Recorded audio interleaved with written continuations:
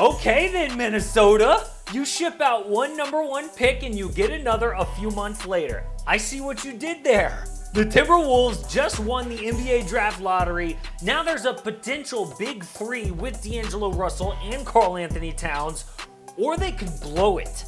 That's happened a lot before. Sometimes it's better to have the number 2 or number 3 pick.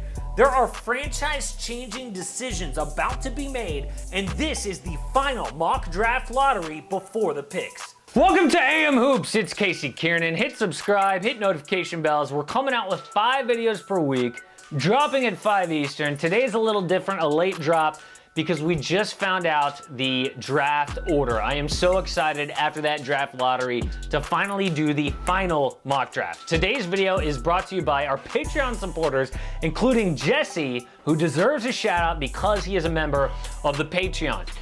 People on the Patreon get a lot of stuff. They get a shout out. They can request a video. They get early access to videos. They get behind the scenes content. And I'm just a resource for them. They can DM me at any time and I will answer, talking about building a YouTube page or just chatting about the NBA. If you want to join the Patreon, link is in the description.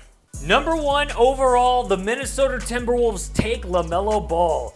This will be the worst defensive backcourt in the league, but who cares? There are so many stars in Minnesota all of a sudden. LaMelo is 6'7", so he is a natural fit size-wise next to D'Angelo Russell in the backcourt. D'Lo and Cat are elite scorers. Ball can facilitate, so the offense will be amazing. Again, I'm concerned defensively, but I think LaMelo has the tools to improve. Number 2, the Golden State Warriors take Anthony Edwards. Now, to be fair, Woj just reported that the Warriors are really looking at trading this pick, but Edwards would be a great addition. He's ready to contribute right now at 19 years old, and he could be a future cornerstone. Edwards has length and defensive tools, and he is a 3-level scorer. His concern, though, is consistency and the 3-ball. At number 3, the Charlotte Hornets take James Wiseman. How lucky are they, having a 6% chance to be number 1, jumping all the way to number 3? You know what Charlotte needs? Everything. Wiseman has the star upside to be a franchise player, which is their biggest need. Bismack Biyombo is a free agent. Cody Zeller never really lived up to the potential of a number 4 pick. At number 3, they take the best young center in the draft. Speaking of lucky, the Chicago Bulls also moved up. They take Deni Avdija. The Bulls draft a kid who just helped his team win a championship in Europe. Deni has size, ball handling, playmaking, threes. He's a good cutter. He can play defense. His issue, consistency, but that's what you get with a young player. And there's time to grow in Chicago with that young core. There's a lot of teams who wanted this kid because of his talent, size, and skill, but the Bulls get him. At number 5, the Cleveland Cavaliers take Onyeka Okongwu. Now, this is a bummer for Cleveland because they were tied for the best odds to pick number 1. They fall to number 5, but no one's feeling bad for them. They have had plenty of number 1 picks in the recent past. Okongwu is finally that defensive-minded big that they've missed for years. Andre Drummond is picking up his option, but Okongwu is all about the future. He can grow alongside their young guards. At number 6, the Atlanta Hawks take Isaac Okoro.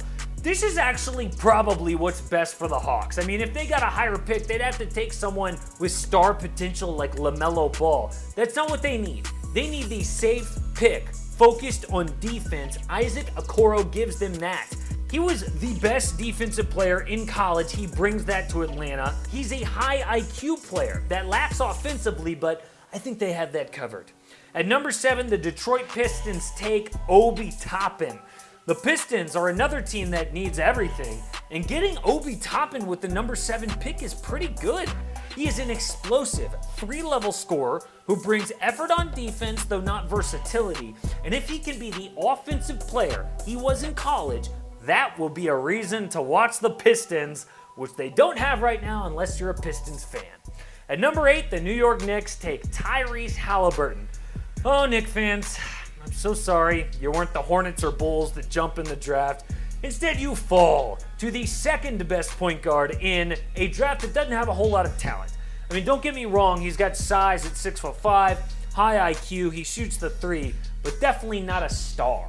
He's a good fit with RJ Barrett and Mitchell Robinson. The Knicks have been dying for a real point guard. Hopefully for them, they get that in Haliburton. At number 9, the Washington Wizards take Precious Achiuwa. One word: defense. The Wizards are one of the best offensive teams in the NBA this year. They didn't make the playoffs because they couldn't guard anyone. Achiuwa brings defensive versatility, strength. He is a rim finisher, the tools to develop his shooting, and his name's Precious, so that's fun. At number 10, the Phoenix Suns take Killian Hayes. The Suns get Ricky Rubio's successor here to be Devin Booker's backcourt teammate. He's a great fit too. He's 6'5", so he can guard opposing backcourts. He's got the tools to score on all 3 levels. His issues are athleticism. He is a dominant lefty. Defensive intensity, but some think he can overcome all this because he's so young, just 19 years old.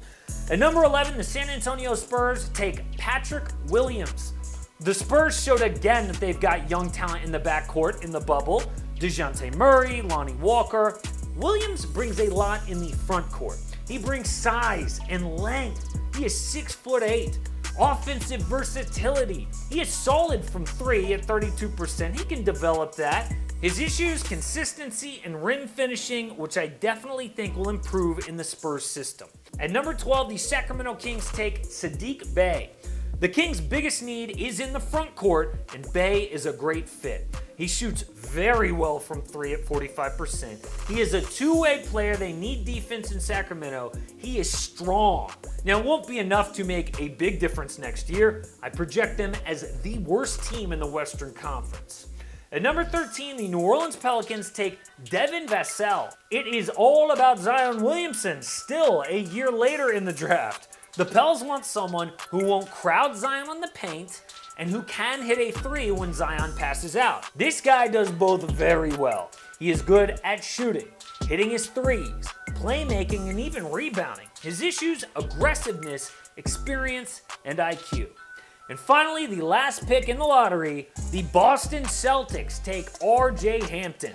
This is the pick that the C's got from Memphis that was top 6 protected. They need size, yes, but this draft is good for guards. There aren't any suitable centers at this point, and Kemba Walker is 30 years old.